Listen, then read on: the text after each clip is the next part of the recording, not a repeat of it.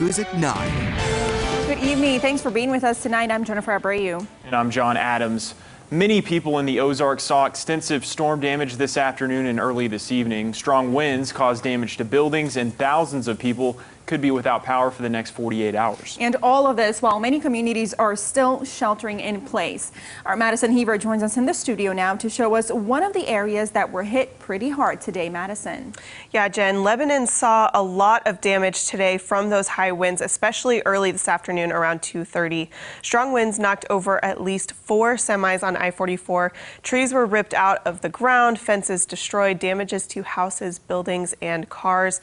The Laclede County Cooperative's power infrastructure in and around Lebanon got extensive damage, meaning nearly 6,000 members could be without power for at least 2 days. The South Lebanon Regional Hospice Center also had some damage, including downed trees and damage to the roof.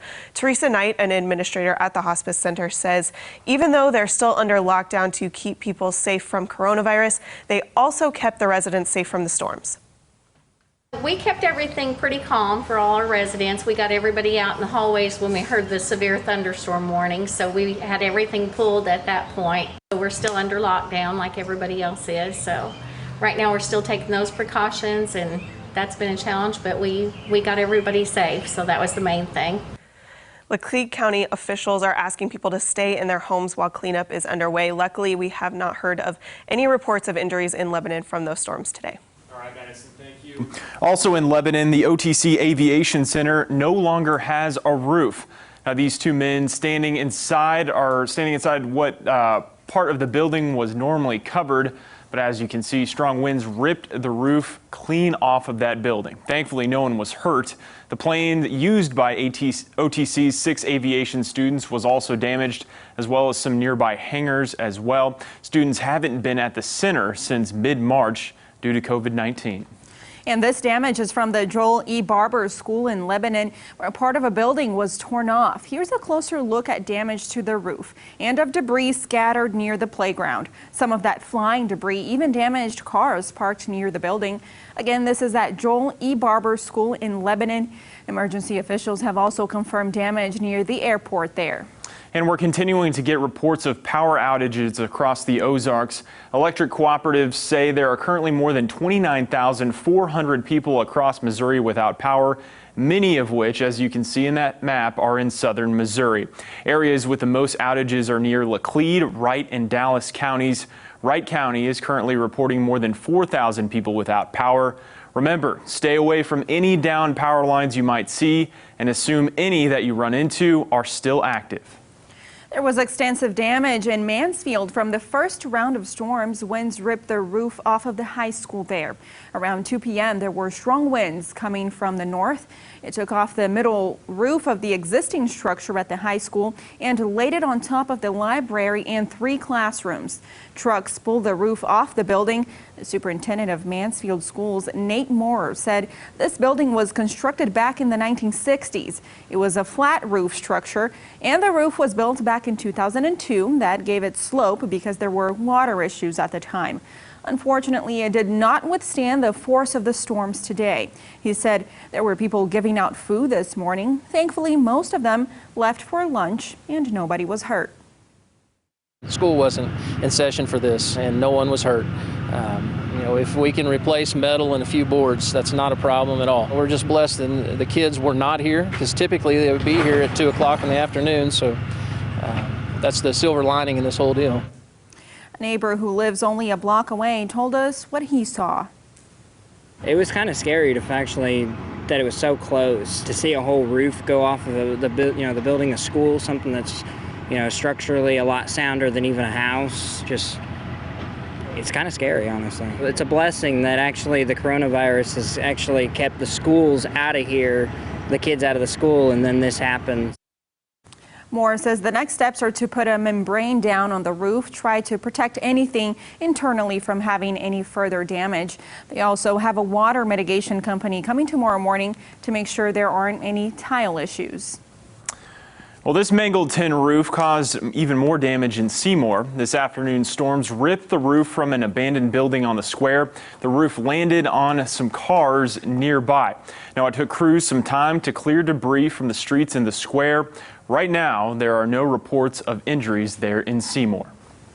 While strong winds caused most of the damage around the Ozarks today, large hail could be found in many areas from the first round of storms. Here we see some of the hail that fell throughout the Ozarks today. These videos are from Marshfield, Battlefield, and Springfield.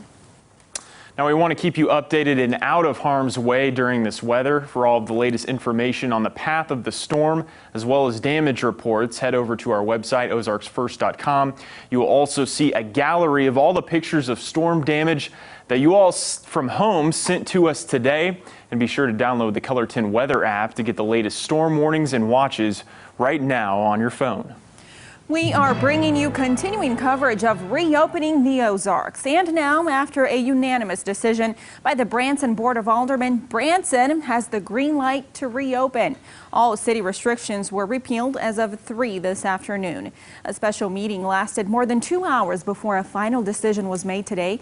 The board decided to follow the guidelines laid out by Governor Parson and the Missouri Department of Health and Senior Services without adding any further restrictions for the city of Branson. This means businesses can reopen immediately as long as they are following the state restrictions. We spoke with a local theater owner, Clay Cooper, about what this means for his business. I get asked every day, when you open? Are you going to open when the restrictions are released?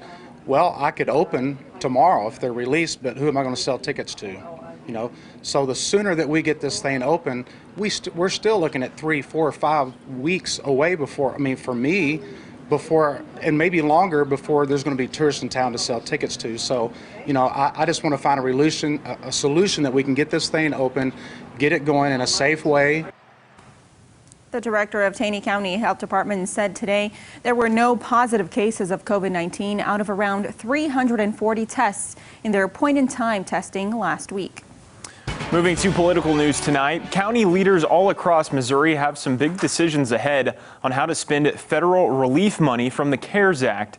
Now, we spoke with Missouri Lieutenant Governor Mike Kehoe, who explained this money lifts a big burden from taxpayers. The cities, municipalities all across our state have incurred large costs associated with the COVID crisis. There's extra policing, obviously, protection for city workers, firefighters, etc.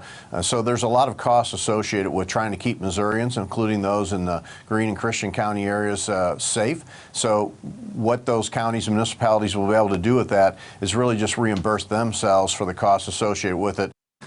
Missouri's share of this round of funding is about $2.3 billion. Now, Greene County will be getting around $34 million of those dollars. You can see how much money the county you live in is receiving on the state treasurer's website.